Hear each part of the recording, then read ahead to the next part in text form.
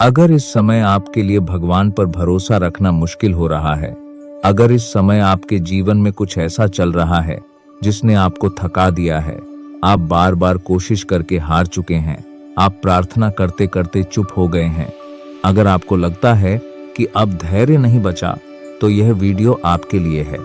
और नहीं, आज मैं आपसे यह नहीं कहूंगा कि बस भगवान पर भरोसा रखो, क्योंकि कभी कभी यह वाक्य सुनना भी बहुत मुश्किल लगता है, खासकर तब जब दिल में डर हो, जब आंखों में आंसू हो, जब भविष्य धुंधला दिख रहा हो और जब अंदर से आवाज आ रही हो, मैं और कितना इंतजार करूं। अगर आप भी ऐसा महसूस कर रहे हैं तो कुछ मिनट मेरे साथ रहिए। आपने ये जरूर सुना होगा, महाभारत में एक घटना आती है, जब द्रौपदी का चीरहरण हो रहा था तो शुरुआत में उसने खुद को बचाने की कोशिश की, अपने वस्त्र पकड़कर, अपने बल से, अपने प्रयास से। लेकिन जब सारी शक्ति समाप्त हो गई, तब उसने दोनों हाथ ऊपर उठा दिए और पुकारा, हे कृष्ण। और कथा कहती है उसी क्षण सहायता आई। अब इस कहानी का अर्थ केवल चमत्कार नहीं है, इसका अर्थ है कभी कभी इंसान इतना टूट जाता है कि उसके पास केवल विश्वास बचता है। शायद आप भी थक गए हैं, शायद अभी आप भी किसी ऐसी लड़ाई में हैं जो बाहर से किसी को दिखाई नहीं देती। शायद आप मुस्कुराते हैं लेकिन भीतर से टूट रहे हैं। शायद आपको डर है भविष्य का, असफलता का, अकेले रह जाने का, किसी प्रिय व्यक्ति को खो देने का। और सबसे कठिन बात यह है कि आपको नहीं पता आगे क्या होगा। उस समय अक्सर हम सोचते हैं कि हमें भगवान पर भरोसा करने में समस्या है, लेकिन कई बार समस्या भगवान नहीं होते। समस्या यह होती है कि हमें भविष्य दिखाई नहीं दे रहा और इंसान अज्ञात से डरता है।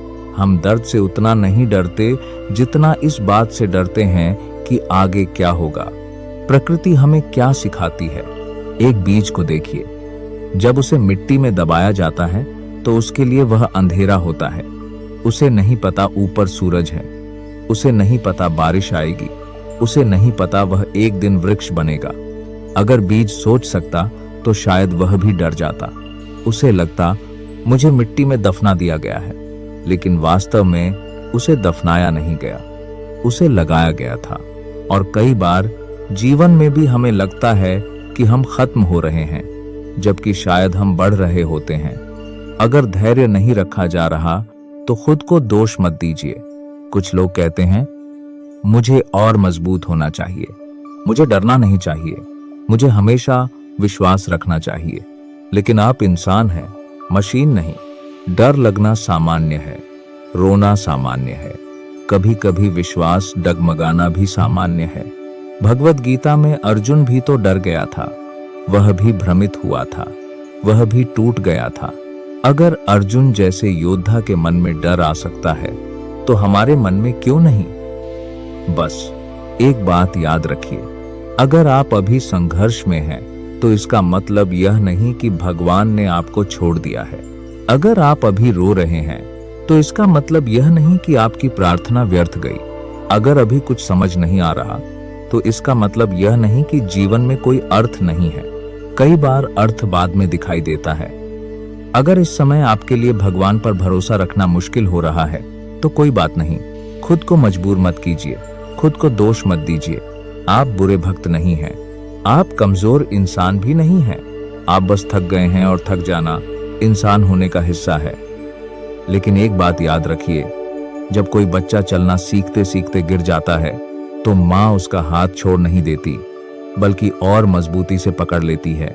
और शायद जब आपको लगता है कि भगवान सबसे दूर हैं, हो सकता है वही समय हो जब वे आपको सबसे मजबूती से थामे हुए हों।